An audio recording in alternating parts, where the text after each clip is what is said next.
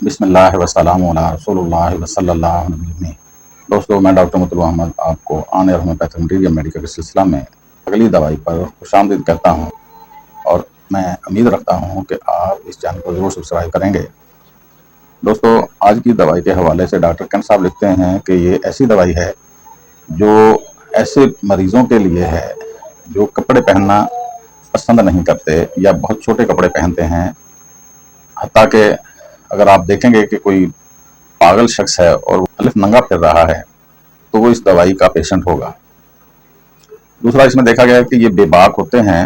اپنی لفاظی پر زیادہ غور نہیں کرتے، سیکسول آرگن کے نام لینا ان کو محبوب ہوتا ہے، بات بات پر بولو براز کے آرگن پر بات کرنے والے ہوتے ہیں، فطرتاً کتنے بھی مہذب ہوں لیکن بیماری کی حالت میں مجبور ہوتے ہیں کہ گالی گلوچ کرتے ہیں، بے حیائی کی باتیں کرتے ہیں، سیکسول آرگن کی باتیں کرتے ہیں، حتیٰ کہ جسم پر کپڑے بالکل نہیں پہننا چاہتے۔ یہ ایسے لوگوں کی دوائی ہے جو تنہائی میں اگر وہ اکیلے ہوں تو کپڑے پہننا ان کو بوجھ لگتا ہے۔ یہ ایسی فیمیل کے حوالے سے دوائی ہے جو اپنے جسم کو دکھانا چاہتی ہے، کپڑے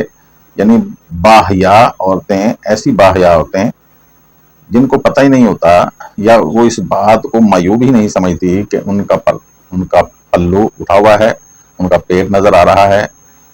ان کا سینہ نظر آ رہا ہے، یا ان کے تھائی یا پنڈلی نظر آ رہی ہے۔ وہ اس کو معیوب ہی نہیں سمجھتی کیونکہ اس کو کپڑے پہننا ویسے ہی اچھا نہیں لگتا۔ جیسے میں نے پہلے کہا ہے، تو باقی اس کی کچھ علامات اس طرح ہیں۔ یہ تشنجی، ایسا کھنچاؤ یا ایسا تشنج جو عموماً رات کو آتا ہے، تشنج میں بستر کی چادر وغیرہ کو پکڑتا ہے، بچہ تشنج سے پہلے چیخ مارتا ہے،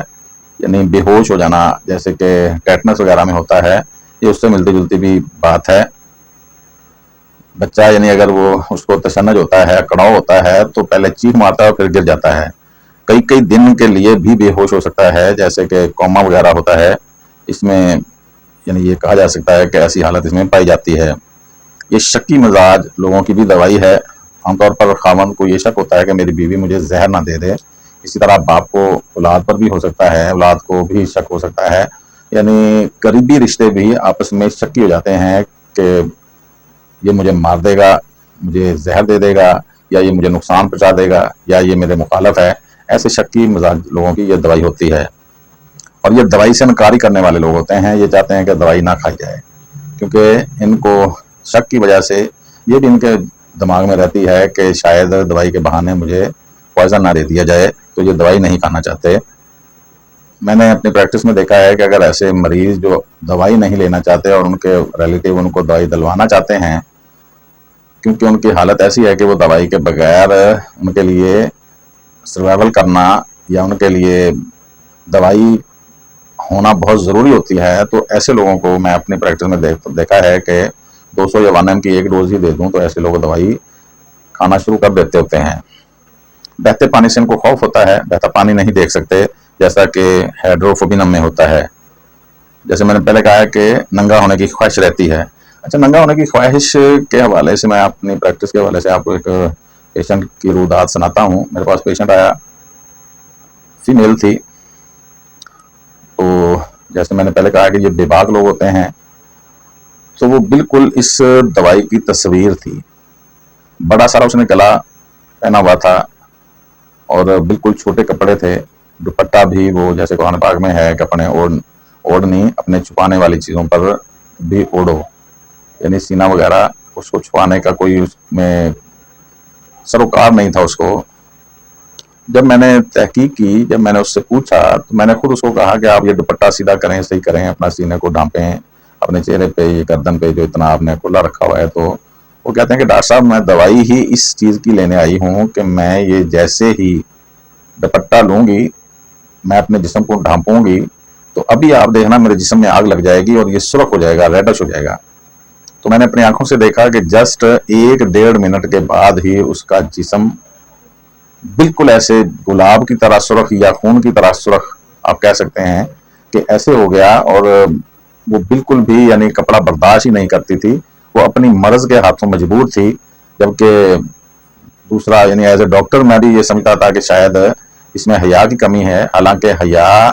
کی کمی نہیں ہوتی، مریضہ یا مریض اپنی بیماری کے ہاتھوں مجبور ہوتا ہے۔ تو میں نے اس کو اس ہی دوائی سے ٹریٹ کیا اور الحمدللہ میں اس میں کامیاب ہوا اور وہ ٹھیک ہوئی۔ میں نے اس کو پوچھا کہ آپ کے پیر صاحب ہیں؟ میں نے کہا جی پیر صاحب تو نہیں ہیں، ہمارے مولوی صاحب ہیں، میں ان سے قرآن پاک پڑھتی ہوں اور ہمارے بزرگ ہیں وہ ایسے کہہ لیں،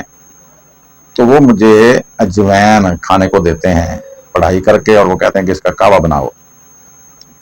تو میں آگے جا کے بتاتا ہوں کہ یہ اجوین کی جب پروونگ ہوتی ہے تو وہ کیسے حالات پیدا کرتی ہے۔ تو ہم بات کر رہے تھے ایسی دوائی پر جو آپ کو گالیاں دینے پر مجبور کرے، آپ کو ننگا رہنے پر مجبور کرے، آپ کی شہوانیت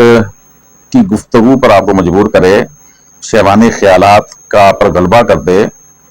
اور آپ ہر کسی سے تسکین حاصل کرنا چاہیں سیکسول طور پر، آپ کو یعنی رشتے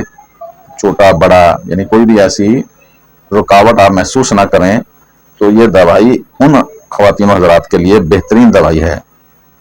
ناکام محبت کے جو معاملات پڑتے ہیں، بے چینی، مضطرب رہنا، پریشان رہنا، تو ان پہ بھی یہ بہت اچھا کام کرنے والی دوائی ہے۔ مسلسل بخاروں کی دوائی ہے، ٹائیفائڈ نما بخار، مسلسل بخار اس دوائی سے ٹھیک ہو جاتے ہیں۔ بے خوابی کے لیے بھی بڑی اچھی دوائی ہے، اور لیٹنے پر کھانسی بھی اس دوائی کا شاخسانہ ہے۔ جیسے کہ ہم پیچھے پڑھ گئے ہیں آرسینکم میں لیٹنے پر کھانسی ہوتی ہے، تو اس میں بھی لیٹنے پر شدید کھانسی ہوتی ہے۔ اگر شہوانیت میں یہ دوائی فیل ہو جائے تو اس کی معاون کے طور پر فاسفورس کو دیا جاتا ہے۔ شکی مزاج، گالیاں دینے والے، بے باک گفتگو کرنے والے، سیکس کے دلزادہ، ننگا جسم رکھنے والے پاگل، ان کی دوائی جو باب اجوین کھانے کو دیتے ہیں، اجوین خرسانی سے بننے والی دوائی۔ اجوین ایسے حالات پیدا کرتی ہے اپنی کروڑ حالت میں کہ جسم پر کپڑے برداشت نہیں ہوتے، بابے اپنی مریدنیوں کو اسی لیے یہ زیادہ کھلاتے ہیں۔ ہو سکتا ہے کہ میں اس میں غلط ہوں، میرے سے اس بات میں آپ متفق ہو جائیں، تو آپ کی مہربانی نہ بھی ہوں، تو ہماری دوائی کے سمٹم بہر کیف یہی ہیں کہ اجوین خرسانی سے بننے والی دوائی جسم پر کپڑے برداشت نہیں کرتی، جس کو ہومیوپیتھی زبان میں ہائیوسیمس کہتے ہیں۔ آج ہم ہائیوسیمس پر بات کر رہے تھے۔ والسلام۔